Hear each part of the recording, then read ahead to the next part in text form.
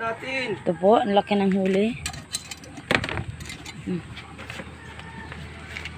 Tanggal ang sipit niya, no?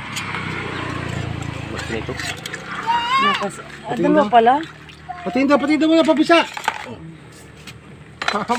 Matigas yan. Oo, puro matitigas yun, ha?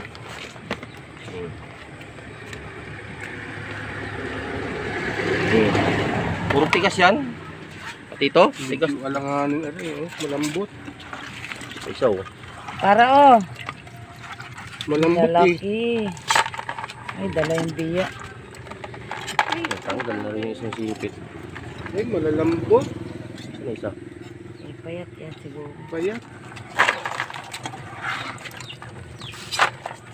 Lalaki pa rin ha. Paano mo na paligawan mo, pakainin mo ng pakainin para tumaba? Saan? Kahit ang malakulaan ng pinagkanan, kainin mo ng pakainin mo. Ano nga kainin yan? Mais na na nilaga. Sira na ito. Sira yan. Delikado. Mais na nilaga, wala pa isang bot, taba yan. Punong-puno yan. Ilan yung biya? Dalawa yun. Dalawa yun. Ayun na lang ang biya, nga kaya kunin.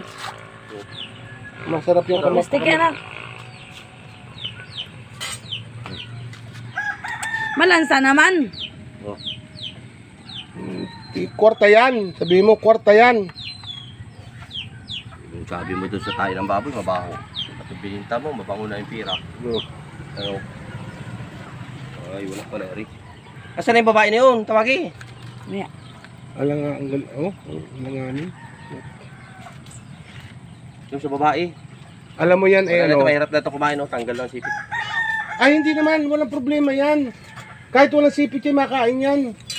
Maglaga ka ng mais mga 2 weeks, tamot punong-puno ng ano yan. Magagawa ako noon, mahiram ako ng isang banyera. Oo. Piliin ko yung malalaki. Oo. Sana yung malaking ganun, yung malaki. Maglaga ka ng yung nabibiling mais na sa market. Pakain.